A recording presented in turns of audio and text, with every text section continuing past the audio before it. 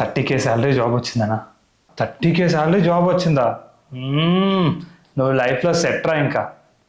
మొత్తం ఖర్చులన్నీ పోయా కూడా ఒక 15 to 20K సేవింగ్స్ పక్కా ఉంటాయి. నిన్నెవ్వడు ఏం బీగలేడరా ఇంకా. నైస్. 50K శాలరీ జాబ్ వచ్చిందనా? 50K శాలరీ జాబ్ వచ్చిందా?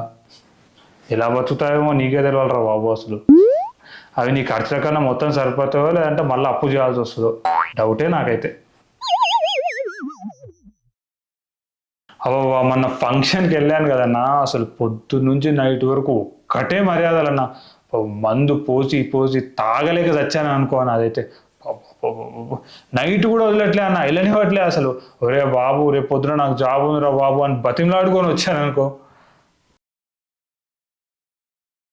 నీ అమ్మ మొన్న ఫంక్షన్కి వెళ్తే అయితే అసలు పట్టించుకున్నట్టు కూడా లేడరా బాబు. ఛీ, ఎవడోన్నో తీసుకెళ్ళి వద్దన్నా మందు పోస్తున్నారు కానీ నన్ను అయితే తెలిసినోడు చూసినా సరే ఏదో చూసి చూసినట్టు వెళ్ళిపోతున్నారా.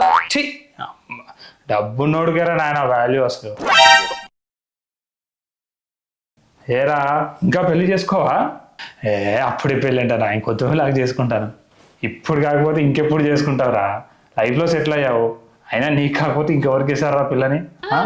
మా చుట్టాల్లో ఒక అమ్మాయి ఉందిరా, అమ్మాయి సూపర్గా ఉంటుంది. కట్నం కూడా ఒక 10 ఎకరాల వరకు ఇస్తారు. మాట్లాడమంటావా? నీకు నచ్చకపోతే చెప్పరా, ఇంకా చాలా సంబంధాలు ఉన్నాయి, ఏదో ఒకటి సెట్ చేస్తాను. గ్రేట్. లేట్ అవుతుందన్నా, ఒక మంచి సంబంధం ఉంటే చెప్పండి అన్న, పెళ్లి చేసుకుంటాను.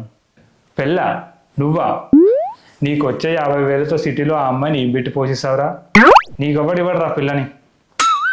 కట్నం లేకపోయినా సరే అన్న. కట్నమా?